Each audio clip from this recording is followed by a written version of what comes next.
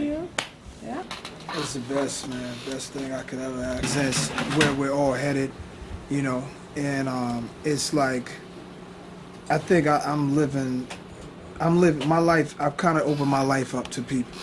So my life is a grown man life. So I open it up to people. Whether it's I'm getting married and I talk about it on my music. You know, issues I got. I talk about my political views. I talk about my music. You know, things I've been through. So I think, you know, because in my real life, you see this really happening in my music. It's just all real. So you know, you could say that it's grown man music. Right? That album is grown man music for sure. Yeah, yeah. Now these are a couple questions from your fans online. And the first one is, with all the fame and money and traveling and stuff, do you miss walking around in the hood just being Nasir? I definitely do. You know, I wrote in a book that I was writing. There's a page that says, I looked across and saw these kids packing to a Honda, and they were blasting music, and we were at a red light, and I was in a chauffeur-driven town car. And I looked in there, and I looked at each one of their faces, and they were bopping their heads to the music, enjoying this.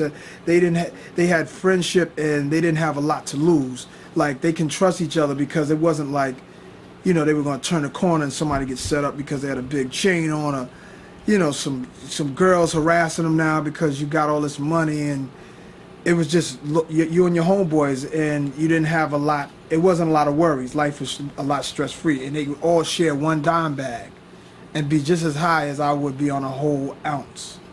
You know what I'm saying? Not to influence smoking weed, but I'm just saying, using that as a metaphor to say they didn't need a lot to make them happy, you know? Mm-hmm. Okay. Now, some critics say the new album is emotional and that there's no real true single. Is your next album going to be upbeat and hardcore? Are you going to, like, switch up styles or anything? Absolutely. The next one I do is definitely gonna be different. This album here was a statement, you know. It was a double record. It definitely had nothing to do with radio. Had nothing to do with what was happening on keeping up with what was going on. It was just me. And the next record, I think, you know, after I got this one out of my system, the next record is gonna be Nas, but it's probably gonna be more probably more understandable, probably, if that's the right word. Right. And the next person says, I know that celebrities are just normal people with a lot of money and spend a lot of time in a surreal environment. And if you have true knowledge of God, how do you do your thing without offending what you know is true? Well, I don't know where money falls into that. I don't have a lot of money. I'm comfortable, I have money. But I don't know, it depends on what you measure, the money, how you measure money. I think a lot of money means, you know, it can mean a lot of different things. It depends who's asking the question. You know what I'm saying? Because we're all human beings, you know, and we're not perfect, and I think we should enjoy being human beings and not try to be holier than, you know, the Christ. But enjoy being a human being, and that's what we are, you know. And, you know, a lot of my heroes that I look up to, and I look at their golden moments in history, if they live to get old, their philosophies change a little bit with age. And then you following this person, and he becomes like a superhero to you, but you can't. You got to look at everybody and take the good from, you know, them. And like R. Kelly's a musical genius, but then the media says something else about his personal life. So I don't want to judge his music based off what may be an illness or what the allegations are. You know, let every man be a human being, and that's all we can ask for. Because anything else, you're going to get your feelings hurt. It's going to be a sad day when you wake up and realize your hero ain't your hero. Right. You celebrate Valentine's Day at all? Oh, okay. For 2005, I mean, you already did a song with your pops, who's a jazz legend. Are there any other, like, old school artists from back in the days you would like to see make a comeback in 2005? Stevie Wonder. What's the guy that made I Ain't Afraid of No Ghosts? Him. Ray Parker Jr.? Ray Parker Jr. My friend Adisa was saying, why doesn't he put out a record? Terrence Trent D'Arby under his new name. I'd like to hear some of that. Okay. And I heard, well, you was talking about the book that you write. Can you tell us a little bit more about it? There's a book based off a character in my album, Sekou Story, and there's a few books I'm working on right now.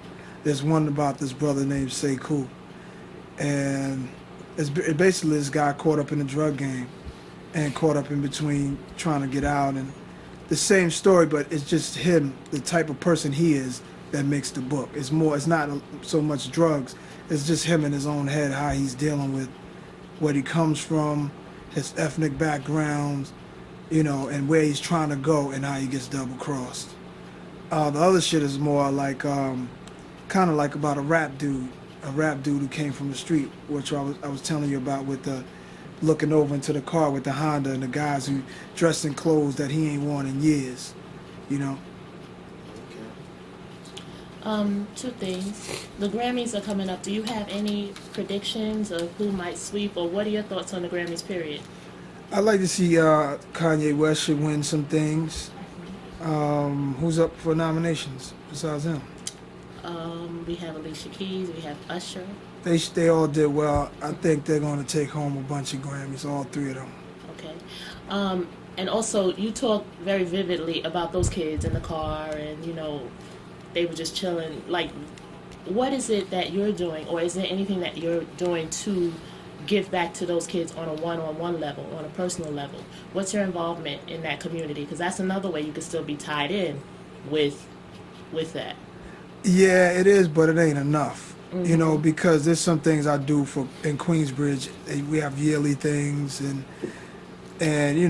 certain things I wouldn't want to say because I don't want to talk about them. But whether it's start a record company just employing up a whole bunch of people who really can do the job, no matter what you do, you can hang out in the projects all day, but your Bentley's still over there, your house is in another neighborhood. It's still kind of hard to deal with.